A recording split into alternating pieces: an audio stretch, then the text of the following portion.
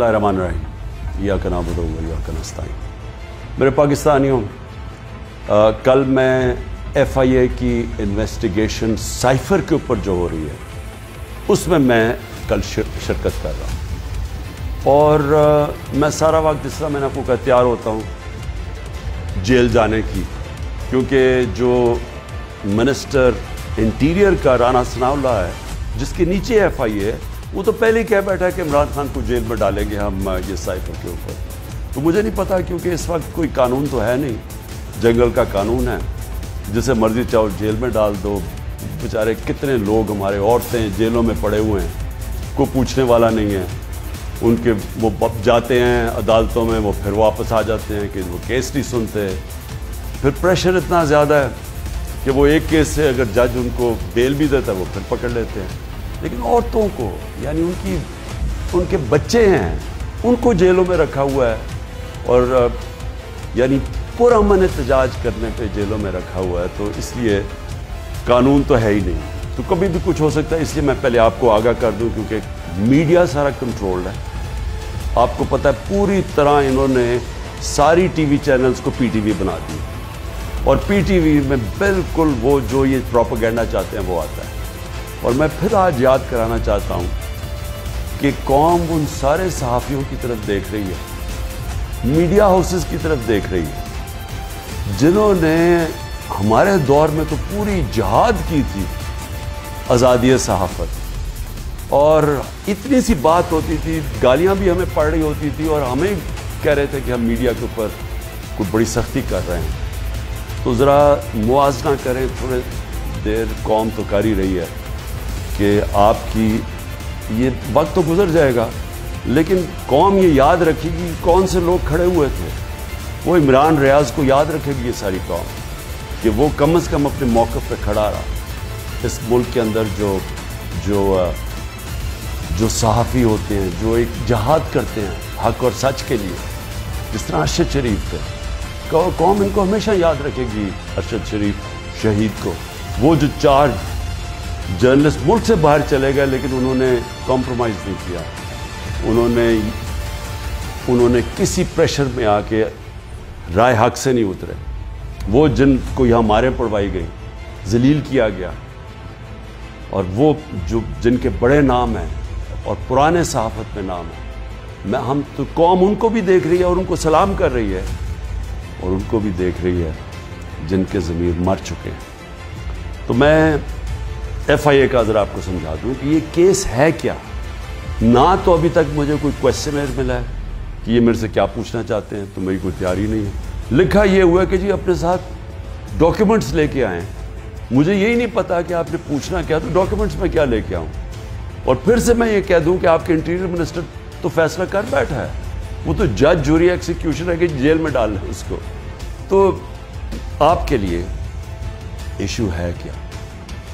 Cipher फिर से मैं आपको याद करा दूं, साइफर होता क्या है। एक खुफिया जो कम्युनिकेशन होती है, खुफिया जो पैगाम भेजा जाता है, पाकिस्तान के एम्बेसडर्स जो फॉरेन ऑफिस को पैगाम भेजते हैं, वो एक खुफिया कोड के मुताबिक भेजते हैं, उसको साइफर कहते हैं। तो वो जो साइफर होता है, ये बड़ा ज़रूरी है आपने समझना।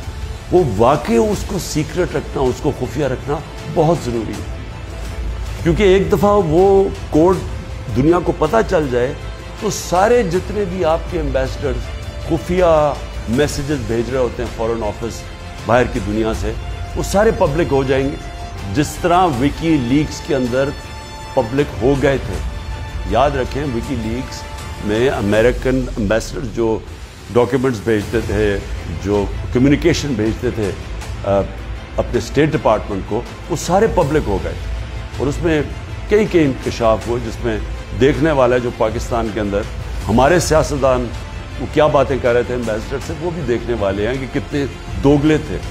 और उन्होंने, मैं ये अल्लाह का शुक्र है, मैं ये कहता हूँ, उन्होंने कहा कि एक आदमी है जो हमारे से बात करता है, वो पब्लिक से करता है। बाकी उन्होंने कहा बाकी जितने पॉलिटिशियन हैं वो हमें कुछ कहते हैं, पब्लिक में जाके कुछ कहते हैं बाहर।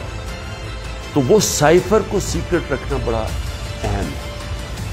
तो क्या इमरान खान ने वो जो साइफर जो कोड थी उसको पब्लिक किया? اب یہ آپ سمجھ جائیں کہ جو سائفر آتا ہے فورن آفس کے اندر وہ کبھی کسی کے پاس نہیں جاتا, وہ صرف فورن آفس میں رہتا ہے, وہ چوری نہیں ہو سکتا, وہ فورن آفس میں پڑا ہوتا ہے. جو ہمارے پاس آتا ہے اور جس میں prime minister, president, army chief, ISI کا چیف اور پھر ایک جاتا ہے اس کا جو جاتا ہے کیبنٹ سیکرٹری کے پاس, یہ یاد رکھیں کہ یہ وہ سائفر نہیں جاتا. یہ سائفر کا جو مفہوم ہوتا ہے وہ اپنے لفظوں میں لکھ کے ہمارے پاس پہنچتا ہے. تو سائفر فورن آفس میں رہتا ہے, وہ کبھی وہ نہ چوری ہوا ہے, نہ وہ اور کوئی دیکھ سکتا ہے, نہ پرائم منسٹر, ہم کوئی نہیں دیکھ سکتے, کیونکہ یہ سائبر سیکیورٹی کا قانون ہے جو کہ کیبنٹ ڈویژن بتاتی ہے ان کو فورن آفس کا. تو پہلے تو یہ سائٹ پہ کر دیں کہ سائفر کا جو کوڈ تھا وہ کبھی بھی پبلک نہیں ہوا, کسی نے نہیں وہ دیکھا بشمول پرائم منسٹر کے, ہم نے کسی نے نہیں وہ دیکھا. ہمارے پاس وہ آیا کہ وہ سائفر کے اندر ایمبیسڈر اسد مجید اور ڈونلڈ لو نے کیا بات چیت کی, وہ ہمارے پاس آیا. اب سب کے لیے وہ میں نے بڑے احتیاط سے اس کو جب میرے سامنے آیا تو بڑے ہم نے احتیاط کی. کیا کیا ہم نے, سب سے پہلے اس کو فیصلہ کیا آپس میں کہ ہم یہ پبلک نہیں, ابھی اس کے اوپر بات نہیں کریں گے, کیونکہ OIC کی کانفرنس تھی پاکستان میں 22 اور 23 مارچ کو, تو سائفر آ چکا تھا 6 مارچ کا. ہم نے اس کانفرنس کی وجہ سے ہم چپ کر کے بیٹھے کہ کیونکہ باہر سے منسٹر آ رہے ہیں اور شور میں جاتا ہے اس کا, تو ہم نے کہا ملک کو نقصان پہنچے گا. حالانکہ جو سائفر کے اندر چیزیں ہیں وہ میں آپ کو بتاؤں, اس سے بڑا نقصان ملک کو کیا پہنچنا تھا کہ پوری سازش ہوئی گورنمنٹ گرانے کی, رجیم چینج. 27 تاریخ کو میں نے جلسے میں جو ایک کاپی لہرائی وہ سائفر نہیں تھا, جو سائفر کے اندر پیغام تھا, تو وہ میں نے بتایا. اور میں نے تب بھی محتاط رہا, میں نے یہ نہیں بتایا کہ میں نے کہا یہ بڑا سینسٹیو ہے, میں نے لکھ کے بتایا کہ میں صرف کوئی غلط بات نہ کہہ دوں, کیونکہ انٹرنیشنل ریلیشنز ہے, ہماری دوسرے ملکوں کے ساتھ تعلقات ہیں, وہ نہ خراب ہو. اس کے بعد میں نے کیبنٹ میں رکھا, کیبنٹ کے سارے ممبرز کو بتایا گیا کہ یہ سائفر آیا ہے, اور یہ سمجھ لیں کہ یہ کتنی بڑی اس ملک سے, میں سمجھتا ہوں کہ یہ کتنی بڑی ملک کی توہین ہوئی کہ ایک باہر کا ایک آفیشل وہ پاکستان کے ایمبیسڈر کو کہہ رہا ہے کہ اپنے پرائم منسٹر کو اگر تم نے نہ ہٹایا, ووٹ آف نو کانفیڈنس, جو پھر سے میں یاد کرا کیونکہ ابھی آئی نہیں تھی, تو پاکستان کے لیے مشکلات ہوں گی, اور اگر اس کو ہٹا دیا تو سب کچھ معاف ہو جائے گا. یہ تھا سائفر. اور جو ایمبیسڈر تھے, پھر سے میں آپ کو بتا دوں, اسد مجید, انہوں نے لکھا اس میں کہ میرے خیال میں تمہیں اس کے امریکہ کے خلاف ان کو پروٹیسٹ کرنا چاہیے, ڈیمارش کرنا چاہیے کہ یہ کبھی اس طرح کی زبان استعمال نہیں ہوتی, ایسی دھمکی نہیں دی جاتی. میں پہلے کیبنٹ میں رکھتا ہوں, پھر 28 مارچ کو نیشنل سیکیورٹی کاؤنسل میں رکھتا ہوں, اور وہ نیشنل سیکیورٹی کاؤنسل میں سارے سروس چیف ہوتے ہیں. جنرل باجوہ تھے وہاں, ایئر چیف تھے ادھر, نیوی کے چیف تھے, جوائنٹ چیف آف سٹاف تھے, ہمارے ساری کیبنٹ کے سینئر ممبرز تھے, فورن آفس کے سیکرٹری بیٹھے ہوئے تھے. اور اس میں کیا فیصلہ ہوتا ہے کہ ہمیں جس طرح ایمبیسڈر اسد مجید نے ریکمینڈ کیا, ہمیں ڈیمارش کرنا چاہیے, ہمیں امریکہ کو پروٹیسٹ کرنا چاہیے کہ یہ آپ نے ہمارے اندرونی معاملات میں مداخلت کی. تو جب وہ اس میں آ گیا نیشنل سیکیورٹی کاؤنسل میں اور ڈیمارش کر دی, تو جو اس کی جو سائفر کے اندر چیزیں لکھی ہوئی وہ تو پبلک ہو گئی, کیونکہ جب آپ نے پبلک ایک سٹیٹمنٹ دے دی کہ کہہ دیا کہ ہم نے اس کی کیا, تو وہ تو سیکرٹ تو نہ رہا وہ, کیونکہ ڈیمارش نے اپنے کس پہ, تو یہ چیزیں سامنے آ گئی نیشنل سیکیورٹی کاؤنسل میں, اور کیبنٹ میں بھی ڈسکس ہو گئی. اس کے بعد پارلیمنٹ کے اندر ہم نے ان کیمرہ سارے اپوزیشن لیڈرز کو بلایا کہ آپ کو پتہ ہونا چاہیے کہ کس طرح کی پاکستان میں توہین ہے. سارے اپوزیشن لیڈرز نے منع کر دیا جانے کا کیونکہ یہ سارے حصہ تھے اس سازش کے. میں کوشش کر رہا ہوں کہ سارے ملک کو بتاؤ کہ قوم کی کتنی توہین ہوئی ہے. یہ منع کر دیتے. پھر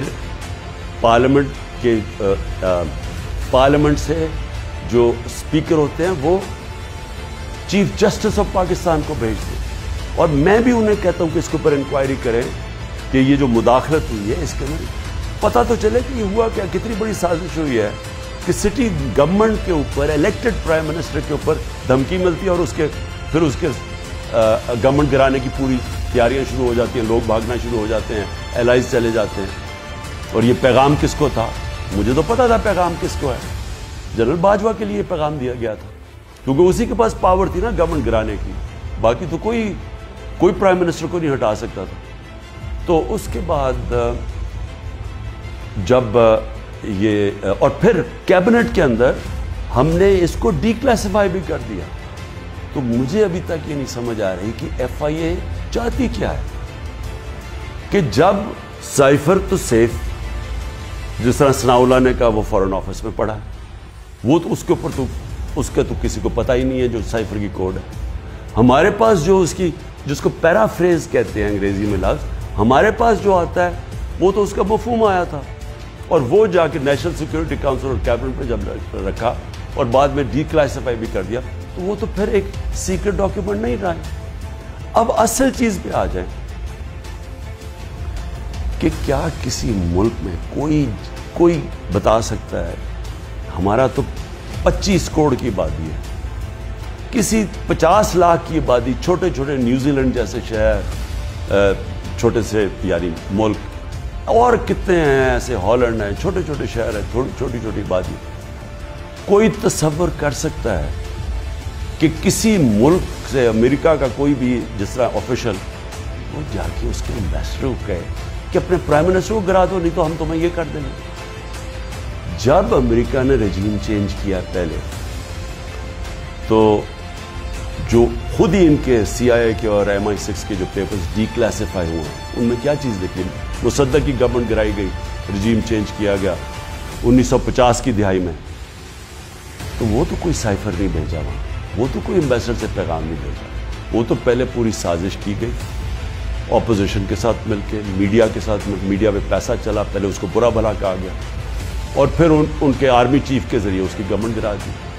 اور پھر دوسری 70 کی دہائی میں چلی کے اندر پریزیڈنٹ ایلیندا کو گرایا گیا, اور وہ بھی کسی نے سائفر نہیں بھیجا, انہوں نے ان کے آرمی چیف کے ذریعے اس کی گورنمنٹ گرا دی, کو کر دیا.